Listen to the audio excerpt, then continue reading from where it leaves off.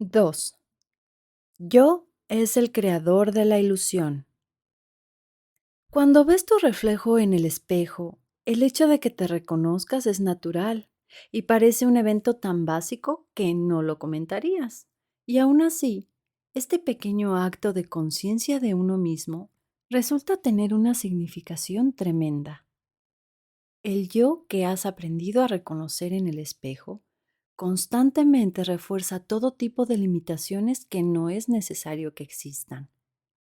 Cuando William Blake habló de grilletes creados por la mente, bien podría haber dicho creados por el ego.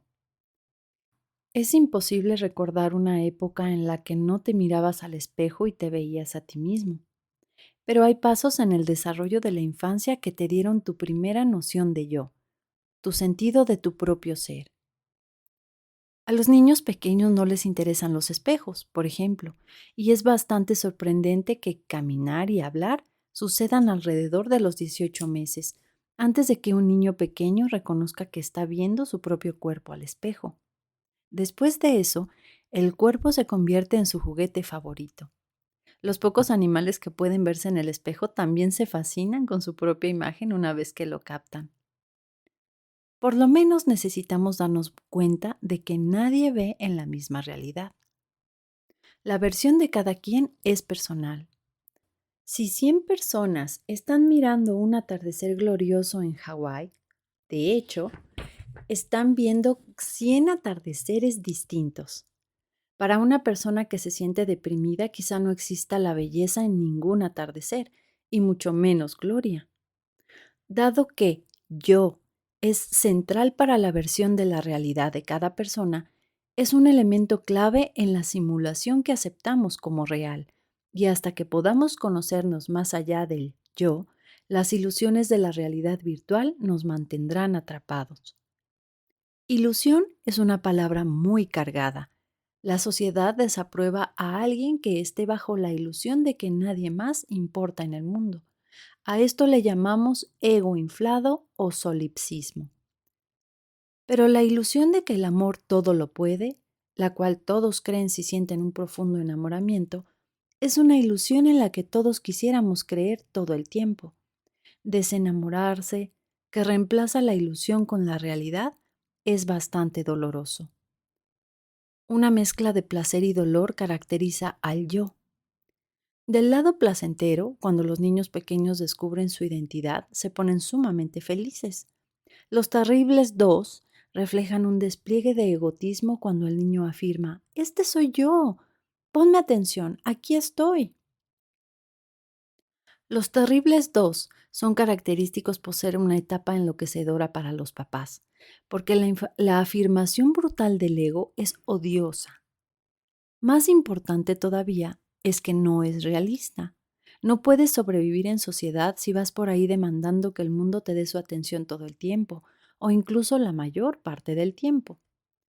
La vida adulta es un compromiso entre obtener lo que quieres y seguir normas sociales entre el yo acaparador, como el centro del universo, y un yo silenciado que es un pequeño engranaje en la vasta maquinaria de la sociedad. No es fácil vivir con el equilibrio, e innumerables personas caen en la trampa de sentirse insignificantes, mientras que a otras se les permite que se impongan agresivamente sobre el resto. Los psicólogos dedican su carrera a arreglar el sentido del yo dañado de la gente, pero en el camino hacia el metahumano debemos formularnos una pregunta más radical. ¿Por qué yo debería existir en primer lugar? Conlleva una vida de placer y dolor impredecibles. Nos aísla del mundo y limita lo que sentimos, pensamos, decimos y hacemos. ¿Qué tan a menudo dejamos de hacer algo impulsivo porque en automático pensamos, no soy el tipo de persona que hace X cosa? Esa X cosa puede ser cualquier cosa, desde hacer una broma hasta presumir todo el dinero que ganas o huir y unirte al circo. Todas las limitaciones impuestas por el yo no tienen sentido. Sirven solo para sostener los viejos condicionamientos del pasado. Cuando vemos que yo es un constructo mental, y uno muy endeble, se convierte en algo abierto al cambio. Una vez que yo pierde su propósito, podríamos decidir arreglárnoslas sin él por completo. Yo existe para convencerte de que eres una criatura de la realidad virtual y que no es posible ir más allá de la simulación, al igual que un retrato no puede salir de su marco. La razón por la que nos encontramos irremediablemente enredados en una ilusión es porque estamos totalmente envueltos en un yo y todo lo que éste representa. Es necesario desmantelar muchas cosas antes de que el yo deje de gobernar la vida de una persona. Desde nuestros primeros recuerdos de tener un yo, el yo ha sido nuestro compañero más cercano y pasa todo el momento de vigilia aferrándose a las experiencias deseables y desechando las no deseables.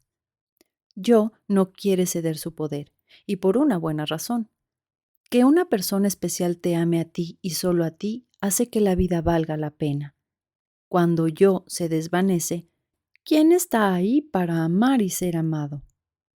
Pero hay mucho más en juego. Todo lo que una persona piensa, siente, dice y hace es para que yo se sienta más fuerte, feliz y mejor. Volverse metahumano no puede tener éxito a menos que ofrezca algo más satisfactorio que cualquier cosa que yo nos ofrezca. La agenda del ego. A primera vista, el ego parece indispensable. ¿Cómo podemos abandonar algo que necesitamos para sobrevivir? Yo es el motivo por el que te sientes tú y nadie más.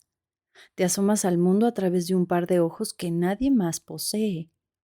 Una madre que ubica a su hijo en cuanto sale de la escuela para que lo recojan, recibe la misma información visual que todos los demás papás esperando a que salgan los niños, pero ella literalmente ve a su hijo singular, el suyo.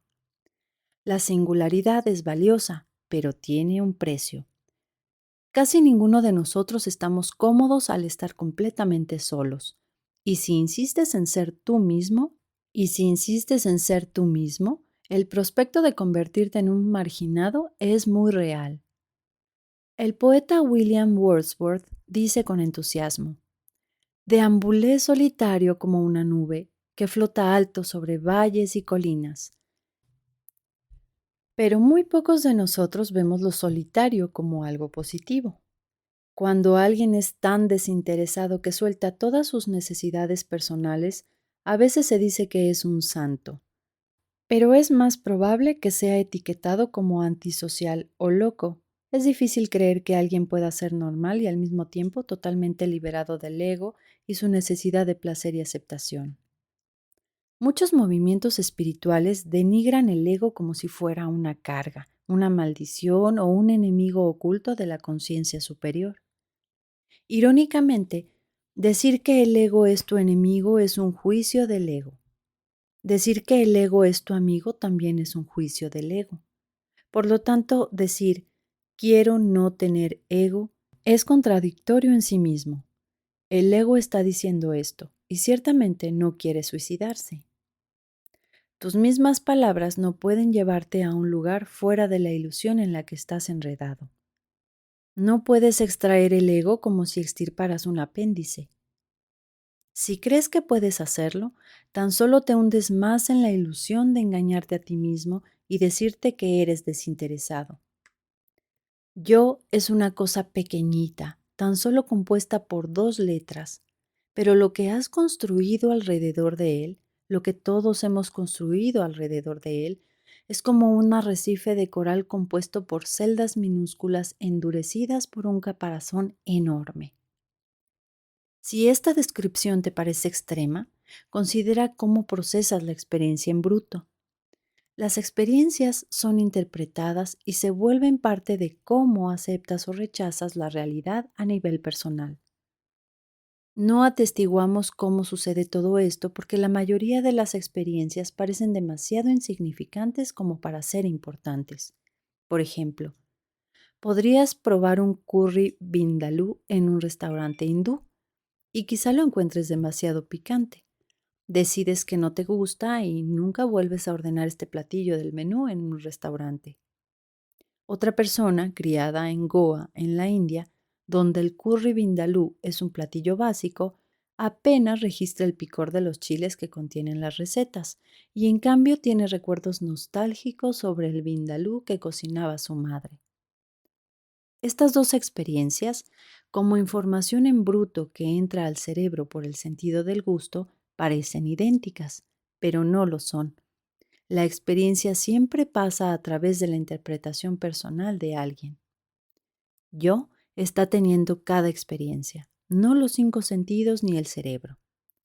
Reducir la experiencia a información en bruto es totalmente engañoso, como si el tímpano determinara qué música te gusta o si las células cerebrales decidieran que una pintura de Rembrandt es una obra maestra.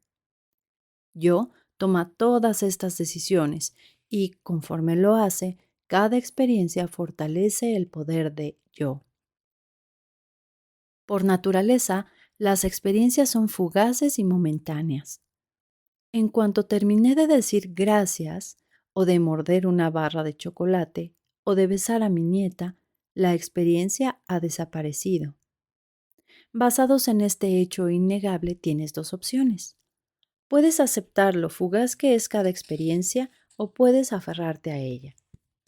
Cuando eliges la primera opción, la vida es un flujo de experiencias frescas, como un caudal constantemente renovado desde su origen. No estás perseguido por los malos recuerdos ni lleno de ansiedad sobre lo que sucederá después. Si eliges la segunda opción, almacenas hábitos, condicionamientos, lo que te gusta y lo que no te gusta, y todo un catálogo de cosas que no quieres volver a repetir. La segunda opción es la base del ego que se aferra con fuerza para reforzar al yo y su sentido de seguridad. Sin embargo, la pérdida es muy grande porque las experiencias no dejarán de suceder solo porque quieres que así sea, y al aferrarte a ello bloqueas el flujo de la vida. ¿Qué nos conmina a aferrarnos en vez de soltar? Un simple hecho de la vida. Yo tiene una agenda. Las ilusiones creadas por la mente no son azarosas. Yo está a cargo de tu interés personal y su agenda sirve para una demanda única, más para mí. No deberíamos sorprendernos cuando más para mí se convierte en algo insaciable, como los multimillonarios que desean tener más dinero y los déspotas quieren más poder. La persona promedio no se identifica con este extremismo, pero la necesidad de tener más es muy poderosa en cualquier persona, porque todos tenemos necesidades y deseos que queremos satisfacer. Todos necesitamos seguridad y la sensación de estar a salvo. Necesitar amor nos hace humanos.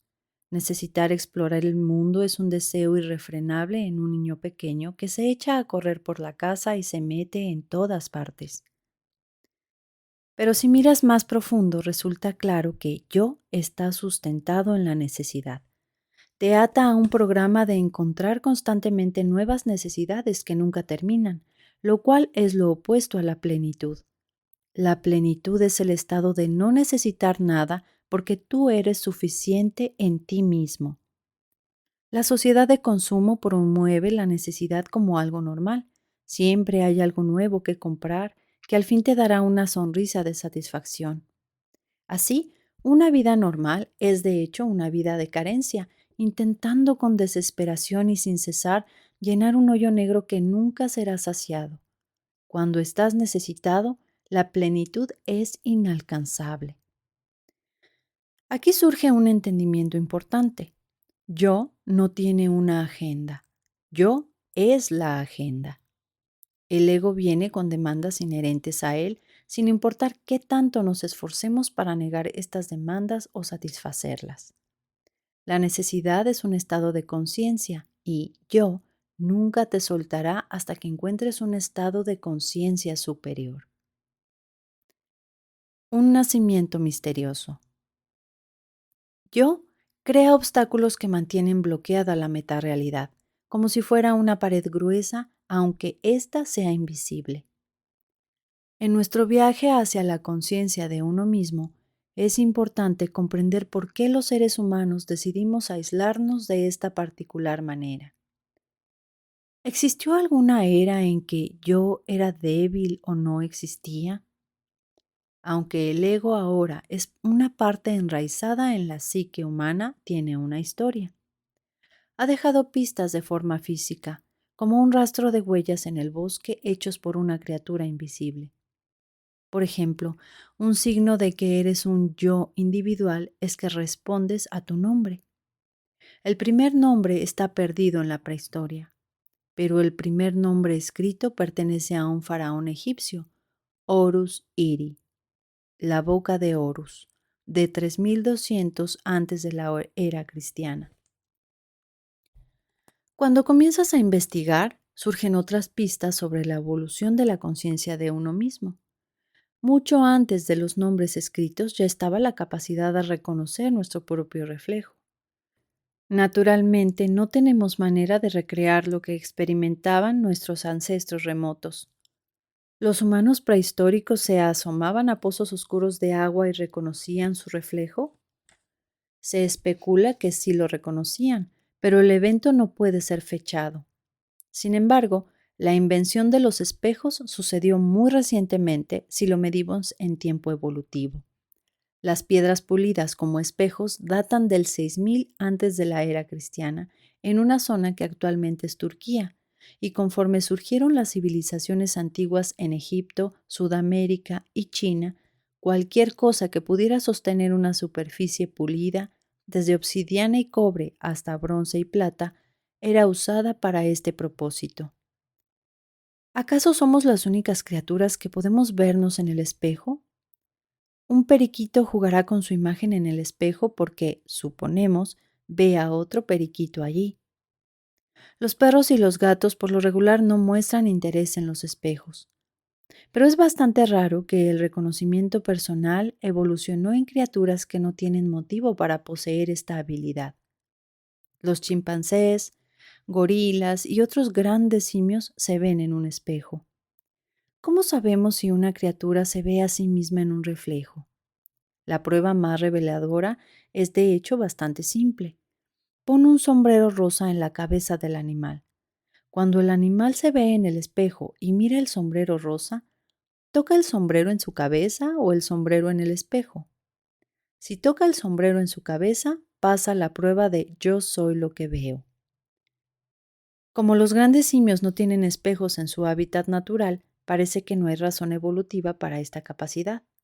Asimismo, no sabemos por qué otras tres criaturas, las urracas, los elefantes y los delfines, pueden reconocerse en un espejo. Las urracas usan sus reflejos para acicalarse mejor, mientras que los elefantes, una vez que comprenden cómo funciona un espejo, presentan comportamientos nuevos. Por ejemplo, pasan una cantidad exorbitante de tiempo examinando el interior de sus bocas, un área del cuerpo que no podrían ver sin la ayuda de un espejo. Si este tema te fascina, observa un video de YouTube que muestra elefantes asiáticos y la manera en que se comportan cuando están frente a un espejo. Los espejos no son la única forma que tenemos para reconocernos a nosotros mismos. Los artefactos más antiguos que insinúan la conciencia de uno mismo son esculturas que representan formas humanoides. Lo que las hace maravillosas, de acuerdo con la arqueología más reciente, es que estos objetos son anteriores al surgimiento del Homo sapiens. Una línea del tiempo simplificada nos ayudará a ubicarnos. Hace 14 millones de años aparecen los primeros grandes simios. Hace 2,5 millones de años evoluciona el género Homo. Hace 1,9 millones de años los homínidos evolucionan en Homo erectus. Hace 200,000 años aparece el Homo sapiens. Y apenas hace 10,000 años termina la última edad de hielo. Para cuando el Homo sapiens se estaba convirtiendo en una especie distinta, 200,000 años antes de la era cristiana, nuestro ancestro más cercano, el Homo erectus, hacía mucho había descubierto el fuego y la fabricación de herramientas. Ni los homínidos esperaron a nuestra especie para desarrollar la conciencia de uno mismo. En ruinas sumamente antiguas se han encontrado figuras humanoides rudimentarias hechas por Homo erectus. Son sumamente antiguas. La primera en ser descubierta fue la Venus de Berejat Ram, un artefacto de basalto desenterrado en 1981 por un equipo de arqueólogos de la Universidad Hebrea en una excavación en los Altos de Golán, en Israel, cerca de Siria. La Venus de Berejat Ram consiste en dos piezas redondas. La mayor sugiere ser el cuerpo y la menor la cabeza. Se pueden observar tres incisiones, dos a cada lado del cuerpo a manera de brazos y una rodeando la cabeza sin representar ningún rasgo facial. A pesar del nombre Venus, este objeto es tan primitivo que al principio algunos expertos creyeron que era una formación accidental hecha por la erosión natural. El debate sobre si son marcas intencionales grabadas por un artista fue determinado cuando una figura muy parecida, la Venus de Tan Tan, fue descubierta después en Marruecos. Las dos esculturas se parecen tanto que podrían haber sido creadas por las mismas manos. Fue fascinante datar el descubrimiento israelí, pero resulta difícil precisarlo. La Venus de Berejat Ram estaba atrapada entre dos capas de depósitos volcánicos, uno alrededor de 230.000 años antes de la era cristiana y el otro de 700.000 años antes de la era cristiana. La escultura fue hecha en algún punto en este vasto periodo. Desde el punto de vista moderno, la Venus de Tan Tan, de la misma edad de piedra, parece ser más humana, ya que tiene torso, cabeza y piernas. El hecho de que una mente anterior no solo al Homo sapiens, sino también al neandertal, sintiera la necesidad de representar su figura de manera artística es un signo de conciencia de uno mismo entreverado en un tejido de nuestra propia existencia. El escultor dice: así nos vemos yo y toda mi gente. Desde tiempos remotos nunca han existido seres humanos sin conciencia de sí mismos. Yo no ha sobrevivido desde la prehistoria, se ha metastatizado. En todas partes a nuestro alrededor vemos la evidencia del egoísmo maligno. Los excesos grotescos de la avaricia en la actual era dorada son un sistema de yo fuera de control y hemos visto cómo la insensatez en el sector financiero puede provocar desastres en la economía global sin que a los adinerados culpables les importe, ni detengan su búsqueda de poseer más riquezas. Si no fuera por el impulso del ego de derrotar a otros egos, por volverse importante al denigrar a quien es diferente, no tendríamos la necesidad de pensar las cosas en términos de nosotros contra ellos y los interminables conflictos que este enfoque ha creado, desde disputas familiares hasta guerras civiles, cruzadas religiosas y la amenaza atómica global. ¿Podemos dar cuenta de esta metástasis y generar una cura? Si viviste duramente la Guerra Fría y la amenaza de la devastación nuclear, has visto cómo yo, al crear un enemigo, llevará la hostilidad hasta el borde de la destrucción masiva. Y aunque la sombra nuclear de alguna manera desapareció, las naciones continuarán perfeccionando formas de muerte mecanizada, nuevas y más mortíferas. ¿Sería benéfico para la humanidad reducir la cantidad de daño que nos hacemos a nosotros mismos, que se puede atribuir directamente a nuestro hábito de ver el mundo desde la perspectiva del ego, dado el miedo y el sufrimiento innecesario que éste ha traído? Elegir estar separado. Nadie contrae neumonía o un resfriado común por voluntad, cuyos efectos nocivos alcanzan todos los rincones de la vida. Pero cuando se trata de yo, hemos elegido estar separados. Es una característica de la especie. Hemos evolucionado para sentirnos superiores a todas las demás formas de vida. Por una parte, esto nos ha dado una gran ventaja evolutiva. Considera cómo nos relacionamos con el medio ambiente. Todas las demás criaturas se adaptan al medio ambiente y se funden con él. Por más de miles de millones de años, la evolución ha creado mecanismos extraordinarios para adaptarse a los rincones más inhóspitos del planeta. Por ejemplo, en el interior de la Antártida contiene una especie de montaña El interior de la Antártida contiene una especie de montaña conocida como Nunatak, una cima que se eleva a través de una gruesa capa de hielo que la circunda.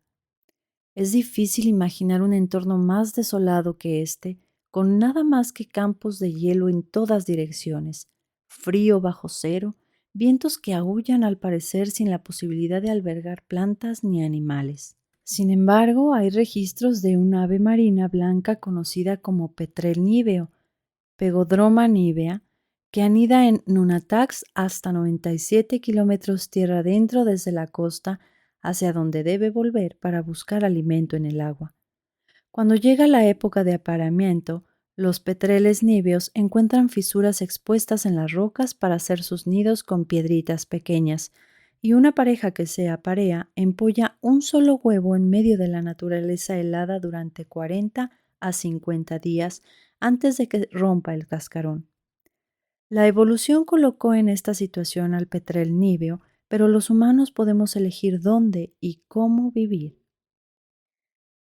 Estas elecciones no fueron dictadas por nuestras limitaciones físicas. Los humanos hemos invadido los sitios más recónditos del planeta, mucho más de lo que nuestros ancestros homínidos habrían podido resistir físicamente. Es nuestra fuerza de voluntad, una motivación interior que está determinada a tener bajo control la naturaleza, la que nos ha compelido a habitar todos los lugares, con excepción de los entornos menos habitables en términos de calor y frío extremo, alimento escaso, largos periodos del año sin sol, alturas elevadas, etc. Cuando todavía estábamos desnudos, la adversidad física extrema nos empujaba al borde de la supervivencia, a punto de extinguir al Homo sapiens casi en cuanto apareció nuestra especie. Fue necesario que la conciencia superara las desventajas físicas en nuestra contra. En un artículo publicado en 2016 en la revista Scientific American, titulado When the Sea Saved Humanity, cuando el mar salvó a la humanidad, se detalla que la supervivencia humana era impredecible y la mayoría de nuestros ancestros no lo logró. El autor del artículo, Curtis W. Marian, es un arqueólogo de la Universidad Estatal de Arizona, cuyo equipo ha descubierto la evidencia de esta crisis evolutiva. Marian escribe: en algún punto entre 195.000 y 123.000 años atrás, el tamaño de la población de Homo sapiens se desplomó debido a condiciones climáticas de frío y sequía que dejaron inhabitable buena parte del territorio africano de nuestros ancestros. Todas las personas vivas hoy somos descendientes de un grupo de personas de una región que sobrevivió esta catástrofe. La costa sur de África podría ser uno de los pocos lugares en que los humanos hubieran logrado sobrevivir durante esta crisis climática porque alberga una gran abundancia de moluscos y plantas comestibles. En unas cuevas a lo largo de una sección de la costa sudafricana conocida como Pinnacle Point, los arqueólogos han encontrado un gran número de conchas de moluscos y en ocasiones restos de focas y ballenas, lo cual indica que casi 50.000 años antes, en los sitios explorados previamente, los primeros humanos habían aprendido a pescar alimento en el mar, mientras que ante la severidad del clima de la edad de hielo sucumbían casi todos los demás. Las herramientas encontradas en las cuevas sugieren que estos sobrevivientes tenían capacidades cognitivas elevadas. Mariam afirma enérgica y controversialmente que ciertas facultades mentales eran totalmente necesarias para la supervivencia, como calcular el aumento y descenso de las mareas debido a la luna. Él afirma que solo durante la marea baja los habitantes de las cuevas tierra adentro viajaban hasta el mar para llevar a cabo la peligrosa tarea de pescar mejillones y otros moluscos contra las olas. Atrapados en el peligro extremo, nuestros ancestros no tenían salvamento ni escapatoria física. ¿Cómo encontraron los medios para rescatarse a sí mismos? La elección de estar separado. La respuesta a esta pregunta es que no fue por medio de lo físico. Aunque estos descubrimientos arqueológicos sean fascinantes, no fue la severa presión externa lo que obligó a nuestros ancestros a adaptarse. requirió de un gran cambio de la realidad aquí dentro. Nos convertimos en una especie basada en la conciencia, usando la mente para enfrentar los desafíos de la naturaleza. Uno de los factores más importantes en la expansión de la conciencia humana fue que nuestro cerebro se volvió demasiado grande, eficiente y complejo para su propio bien. Una especie de sobrecarga cerebral alimenta nuestra necesidad desesperada de reducirla para que la vida cotidiana fuera manejable. Si la prisa y el bullicio de una ciudad moderna parece una sobrecarga, no es nada comparado con la crisis mental que enfrentaron nuestros ancestros remotos. El problema no fue que el cerebro humano simplemente creció y no pudo parar. El problema fue que el instinto que indica cómo se comportan otras criaturas comenzó a disminuir en nosotros. Una abeja solo busca flores. Instintivamente pica a los intrusos. Solo la abeja reina pone huevecillos. Los seres humanos tenemos elección en esos tres comportamientos. Exploramos la naturaleza para encontrar todo tipo de alimento. Luchamos o mantenemos la paz en diferentes circunstancias. Nos emparejamos de acuerdo con patrones de comportamiento en extremo complejos. Al haber sido liberados del instinto, las opciones ante nosotros son literalmente infinitas, pero el cerebro no puede ser infinitamente grande. Entonces, ¿cómo puede la mente humana acomodar las opciones infinitas dentro de una fisiología finita? Este dilema no solo lo enfrentaron nuestros ancestros remotos. Cada bebé recién nacido llega a un mundo en el que demasiada información bombardea sin cesar el cerebro superior, una inundación de datos crudos que quizá nunca serán procesados en su totalidad. Imagina buscar tu coche en un estacionamiento lleno. Para encontrarlo, no integras a tu campo de visión el pavimento, el cielo, la gente y cada vehículo, ya sea detenido o en movimiento. Lo que sí tienes es una imagen mental de tu coche y con la atención enfocada, editas todo lo que es irrelevante a una tarea, que es encontrar un vehículo específico. Esto señala otro motivo por el cual desarrollamos un ego. La gente se identifica con lo que puede hacer. Un mecánico automotor es distinto a un violinista de conciertos. Una frase que empieza con "yo soy X" puede terminar con todo tipo de comportamientos, rasgos, talentos y preferencias. De la misma manera, una frase que empiece con "yo no soy Y" también puede terminar de muchas formas. Resulta que la lista de cosas que elegimos no ser es mucho más larga que la lista de las que sí decidimos ser. ¿Eres cristiano? Esa es una elección única que excluye las demás religiones. Actualmente existen 4.200 religiones en el mundo, sobre las cuales una persona sin fe no tiene que pensar, sino es solo de paso. Como excluimos opciones incontables sin siquiera pensar en ellas, estamos editando la realidad de acuerdo con los dictados del yo individual. Esta capacidad de editar la realidad en bruto ya estaba presente en animales que cazan una presa específica, pero ello no implicaba una elección consciente. Cuando los pingüinos y otras aves marinas que anidan en enormes colonias vuelven a la orilla con un buche lleno de alimento, de alguna manera identifican al polluelo específico que les pertenece en medio del abrumador escándalo creado por miles de ellos. Durante el invierno, el zorro ártico puede detectar el movimiento de los ratones bajo varios centímetros de nieve y lanzarse directo hacia su presa.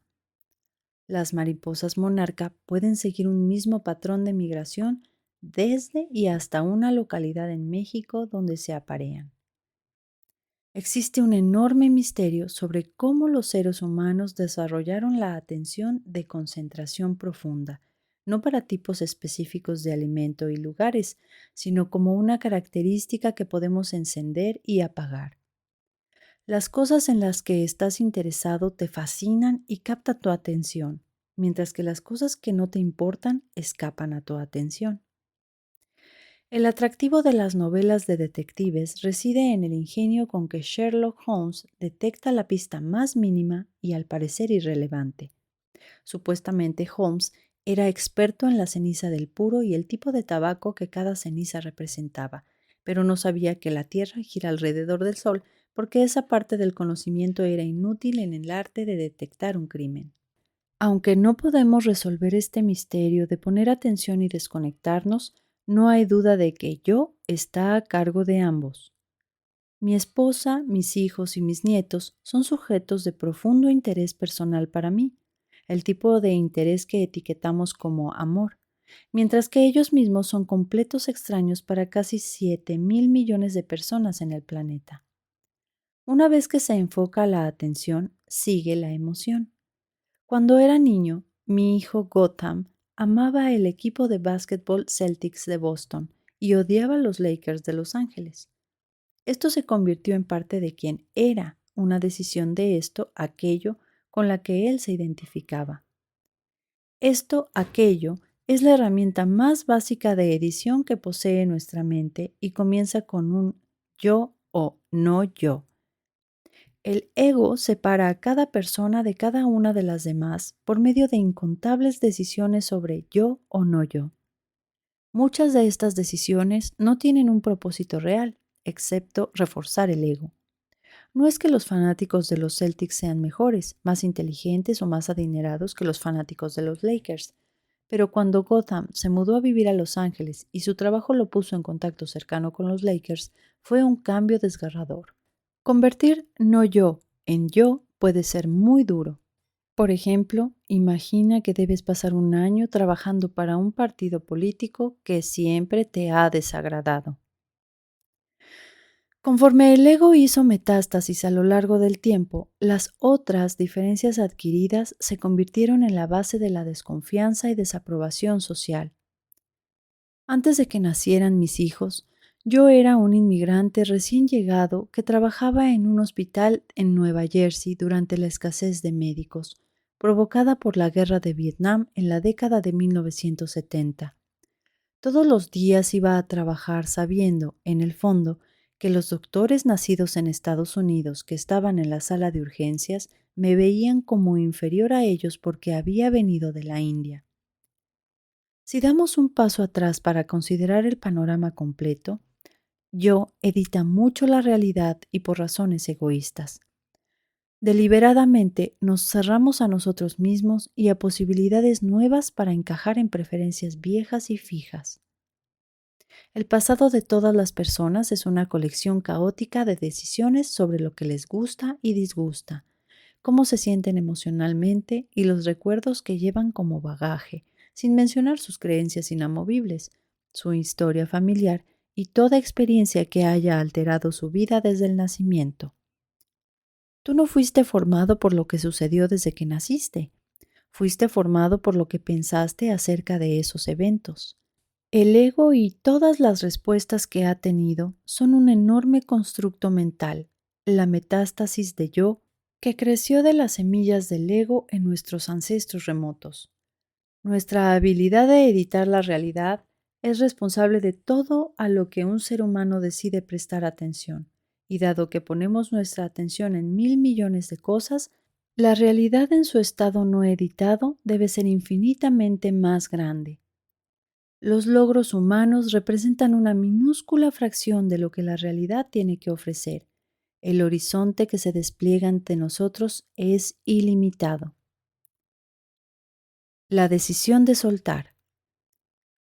En páginas anteriores hemos cubierto lo que podría llamarse la historia natural de yo, y nos ha dicho diversas cosas importantes sobre cómo la realidad virtual que aceptamos como real, de hecho, está fabricada por la mente.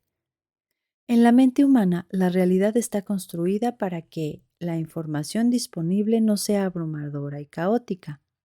Nos sintamos libres de aceptar o rechazar cualquier aspecto de la realidad que queramos. Busquemos repetir las experiencias más familiares, seguras y agradables. Evitemos las experiencias más amenazantes, extrañas y desagradables. El juez máximo de lo que es real es el ego, que es altamente personal y selectivo sobre la manera en que interpretamos el mundo. No estoy aquí para declarar que el ego es tu enemigo, lo cual sería otro juicio del ego. Desde un punto de vista neutral, el ego es limitante. Al haber elegido transitar por la vida como yo, como tu compañero más íntimo, En silencio has accedido a filtrar, censurar y juzgar tus experiencias. Este es el uso primario de la conciencia en la vida de la mayoría de la gente, y es como si usaran una computadora poderosa solo para mandar correos electrónicos. Limitar tu realidad personal te desconecta del potencial infinito que es el regalo más grande de la conciencia. En algún momento, yo edita demasiada realidad o se pierde de las cosas importantes que podrían expandir el amor, la compasión, la creatividad y la evolución. Dedicamos demasiada energía mental concentrándonos en cosas dañinas y contraproducentes para nosotros. Si has ido a una cena de acción de gracias en la que los mismos problemas gastados e irritantes de siempre salen a relucir año con año, ya sabes que yo puede ser muy testarudo y aferrarse a cosas insignificantes y fastidiosas. Para las criaturas atrapadas en la evolución física no hay escape. Los chitas son los corredores más rápidos de la Tierra, pero su increíble velocidad los ha hecho más pequeños y débiles que los demás depredadores. La etapa más vulnerable en su ciclo de vida es el nacimiento, cuando la madre chita está limitada en su capacidad de proteger a su cría. Se estima que 90% de los chitas recién nacidos no sobrevive. A lo anterior se suma la velocidad de las gacelas, que son presa de los chitas. Las gacelas y los chitas están tan vinculados que los chitas adultos a menudo fallan en su búsqueda de alimento y por ello viven al borde de la inanición. Al estar atrapados por su adaptación evolutiva específica, los chitas no pueden darse cuenta de otros alimentos que están a su alrededor, termitas, pasto o ratones, para evitar morir de hambre. El Homo sapiens se enfrenta a un dilema opuesto. Nuestra mente se abre al campo de las posibilidades infinitas. Al tener la capacidad de torcer la naturaleza a voluntad, tomamos decisiones deliberadas que parecen benéficas para nuestra supervivencia, pero las decisiones tienen consecuencias inesperadas. El desarrollo de los primeros humanos avanzó gracias a que se defendían con armas, y armas tan sofisticadas como el arco y la flecha aparecieron tan temprano como 45.000 antes de la era cristiana. Entonces el armamento ya no podía detenerse, lo que hizo inevitable la catástrofe de la carrera armamentista. ¿O sí podía ser evitada? La libertad de pensamiento es nuestro estado natural. Ser atrapados por el pasado no lo es. Todavía nos encontramos en ese estado de liberación y deberíamos elegir aprovecharlo. El tema crucial es la metástasis de yo, que ha llevado demasiado lejos al libre albedrío en servicio de la ira, el miedo, la avaricia, el egoísmo ciego y todo lo demás. Una vez que vemos esto, podemos comprender cómo las relaciones personales son saboteadas. Dos personas se enamoran y se casan. Después de la luna de miel deben relacionarse uno con otro de todo tipo de formas, hacer tareas del hogar, ganar dinero, programar tiempo para ser juntos o separados, y yo hace su trabajo al manejar una situación tras otra. Pero si estás teniendo una pelea por las finanzas familiares, tu ego pone sobre la mesa el enojo, la necesidad de ganar y el deseo persistente de tener la razón. Si la discusión se acalora lo suficiente, emergen a la superficie dolores de peleas antiguas. A menos que seas cuidadoso, un desacuerdo trivial puede volverse amargamente personal. Lo que se ha perdido en el calor del momento es el amor subyacente que encendió la relación en primer lugar. Esa es la realidad más amplia que el yo monotemático excluye para poder ganar una discusión pequeña y por lo general inútil. Dos personas ocupan un pequeño punto en el mapa. Ahora expande el territorio a una escala global. La carrera humana está devastando el planeta porque 7.000 millones de personas que actúan por el consejo de yo prefieren la experiencial local por encima de la solución de un problema global. Las guerras se desatan y las poblaciones sufren muerte y destrucción a una escala masiva porque el territorio mayor mantener la paz amigable, es saboteado por el enojo generado por cada yo, eligiendo así ser su agenda irracional, furiosa y hostil. La conclusión es que yo cree con firmeza que puede manejar la realidad, y aún así la historia humana está repleta de sus fracasos abyectos. Incluso es falsa la suposición básica de que yo está en contacto con la realidad. En este momento no tienes experiencia del campo cuántico del cual surge todo lo creado. No tienes experiencia de los átomos y moléculas que constituyen tu cuerpo, ni de la operación de tus células, ni del cerebro mismo. Resulta extraño que el cerebro humano no tenga idea de su propia existencia.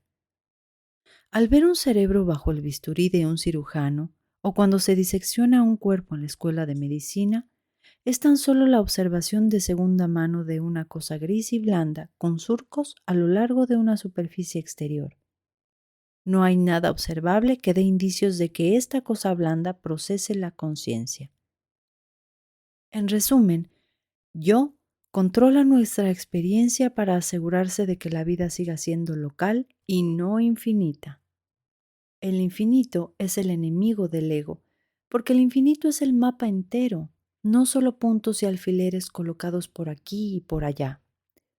Soltar yo es acoger el infinito.